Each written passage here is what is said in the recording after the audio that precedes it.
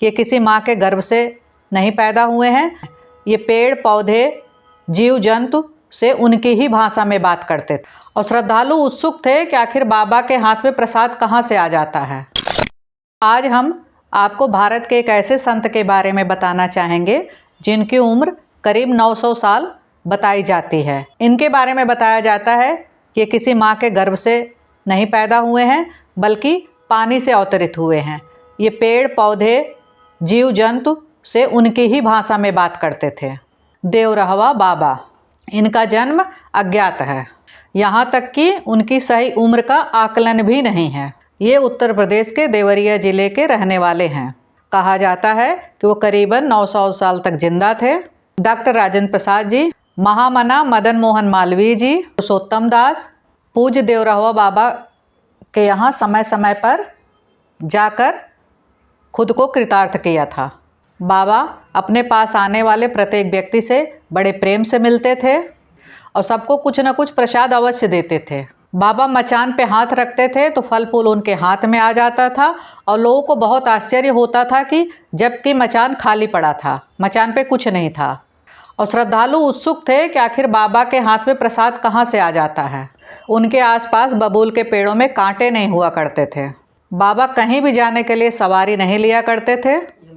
वृंदावन में यमुना के किनारे बिना सांस लिए 30 मिनट तक पानी में रहते थे। उनको जानवरों की भाषा समझ में आती थी और ख़तरनाक जानवरों को पल भर में अपने बस में कर लेते थे।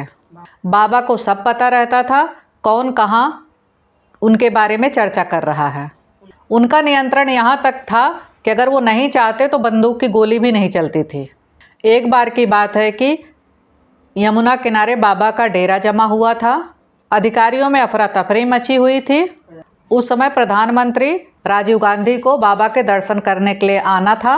आला अधिकारियों ने बबूल की एक टहनी काटने के लिए भेज दिया था। बाबा ने अफसर को बुलाया और पूछा कि इस पेड़ को क्यों काटना चाहते हो। अधिकारियों ने कहा कि प्रधानमंत्री की सुरक्षा के लिए ज़रूरी है। बाबा ने कहा कि तुम अपने पीएम को लाओगे और उनसे प्रशंसा पाओगे और पीएम का नाम होगा कि वह साधु संतों के पास जाता है। इसका दंड बेचारे पेड़ों को क्यों भुगतना पड़े। वह मुझसे इसके बारे में पूछेगा तो मैं क्या जवाब दूंगा। यह पेड़ नहीं काटा जाएगा। अफसरों ने अपनी मजबूरी बताई कि पूरा पेड़ नहीं काट रहे हैं, एक टहनी केवल काटनी है।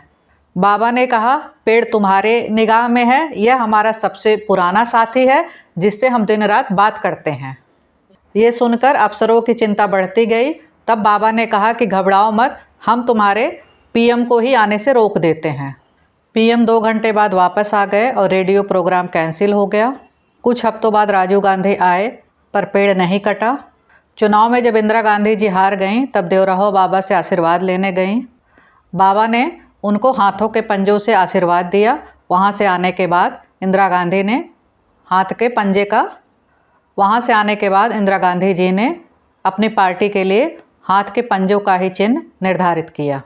उसके बाद वो देश की प्रधानमंत्री बनी।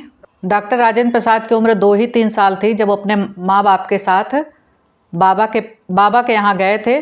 तब बाबा ने उनको देखते ही कहा था कि ये बच्चा एक दिन राजा बनेगा। बाबा का आशीर्वाद देने का तरीका बहुत निराला है। मचान पे बैठे बैठे अपने पैरों से जिनको आशीर्वाद दे दिया वो धन्य हो जाता था। बाबा भक्तों के मन की बात जान लेते थे। बाबा ने पूरे जीवन अन्न नहीं खाया, दूध और शहद के साथ अपना जीवन बिताया। 11 जून 1990 को अचानक से दर्शन देना बाबा ने बंद कर दिया। ऐसा लगा जैसे कुछ अनहोनी होने वाली है। मौसम तक का मिजाज बदल गया। यमुना की लहरें बेचैन होने लगी और बाबा मचान पर आसन लगा के बैठ गए। डॉक्टरों की टीम ने थर्मामीटर लगा के देखा तो पता चला कि पारा जो है चरम सीमा पर निकलने को आमादा था। आकाश में काले बादल छा गए और यमुना नदी की लहरें बाबा के मचान तक आने लगीं। इसी बीच बाबा का शरीर शाम 4 बजे शांत हो गया। दोस्तों, देवरहवा बाबा के बारे में आपका क्या विचार है, हमें ज़रूर बताएं।